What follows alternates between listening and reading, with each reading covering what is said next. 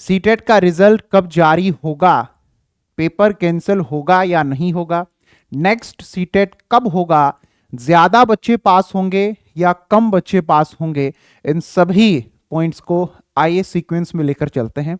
सबसे पहली बात, 21 जनवरी में जो आपकी सीटेट की परीक्षा हुई वह कैसी हुई आप लोग कमेंट करके बताएं। पेपर फर्स्ट आपने दिया था या पेपर सेकंड आपने दिया था। पेपर सेकंड में भी आप लोगों को दो ऑप्शन मिलते हैं, एसएसटी वाला और एक साइंस और मैथ वाला। अब अगली बात हमारे सामने जो निकल कर आती है बेटा वो ये आती है कि जो परीक्षा है उस दिन वह लीक हो गई थी। तो परीक्षा लीक हुई, यह बहुत गलत हुआ, नहीं होना चाहिए था। अब ये परीक्षा कैंसिल होगी या नहीं होगी, तो मैं आप लोगों को बता दूं कि परीक्षा कैंसिल नहीं हो रही है। ठीक है, आप लोगों का आंसर की जो है वो आप लोगों को कुछ समय के बाद में देखने को मिल जाएगा। टू द पॉइंट मैं आप लोगों को लेकर चल रहा हूं, एकदम कट टू कट। ठीक है, ना कोई बहुत ज्यादा बातें घुमा फिरा करके, एकदम सीधी बात। आपका रिजल्ट आएगा जी, बिल्कुल रिजल्ट आएगा। रिजल्ट आपका कब जारी होगा वह भी आप जान लीजिए। आपका रिजल्ट जो होगा वो फरवरी में जारी होगा, फरवरी में आपका रिजल्ट आ जाएगा। ऑलराइट, अब ये मत कहना 10 फरवरी तक नहीं आया तो कह रहे थे फरवरी में आ जाएगा। बेटा फरवरी में पूरा महीना आप लोगों का रहता है। ठीक है, फरवरी में आपका रिजल्ट आ जाना है। अब बात करते हैं कि सीटेट का जो आप लोगों का रिजल्ट आ जाएगा तो उसके बाद आप लोगों को नौकरी लगने के कहीं मौके मिलेंगे तो मिलेंगे। अभी टीजीटी की भर्ती आई हुई है, उसके लिए आप लोग अप्लाई कर देना। और पीआरटी की वैकेंसी अभी DSSB की आने वाली है, इनके लिए आप लोग अप्लाई कर देना। AJAY SINGH KHARB, Ajay Singh Kharb, ये आप टेलीग्राम पे सर्च करोगे, मैं आप लोगों को मिल जाऊंगा और यहीं से आप लोगों को टेलीग्राम से सभी अपडेट मेरी ओर से मिलती हैं। अब हम बात करते हैं कि अगला सीटेट आप लोगों का कब हो सकता है।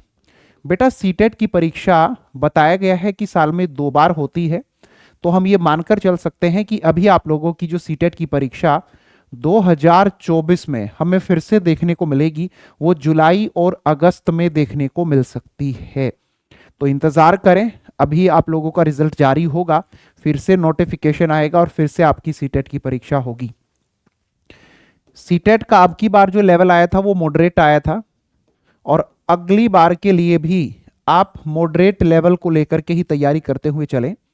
ज्यादा फोकस आप लोग करें पेडागोजी के सेक्शन पर, क्योंकि जो बाकी कंटेंट रहता है वो तो आपका फिक्स रहता है, लेकिन जब से हमारी एनईपी 2020 आई है उसके बाद से हमने लगातार यह देखा है कि जो पेडागोजिकल चीजें हैं उन पर ज्यादा फोकस होने लगा है और उनको कॉम्प्लेक्स बनाया जा रहा है। पेपर फर्स्ट में 90 क्वेश्चंस पेडागोजी से होते हैं और पेपर सेकंड में आप लोगों के 80 क्वेश्चंस पेडागोजी से होते हैं। सीडीपी को इंक्लूड करके मैं आप लोगों को ये बता रहा हूं, तो ज्यादा फोकस करो पेडागोजी पर।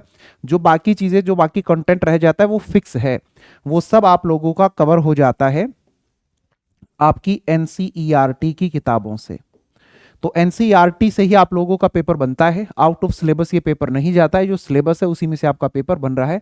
तो मेहनत करें, अभी से मेहनत करें। आप जानते हैं इस बात को बहुत अच्छे से आपकी परीक्षा कैसी हुई है। तो जिनको ये लग रहा है कि मैं सिलेक्ट हो जाऊंगा वो DSSB की तैयारी शुरू कर दो, और जिनको ये लग रहा है कि मेरा सीटेट पास नहीं होगा वो अभी से अगले सीटेट की अपनी तैयारी करना शुरू कर देना।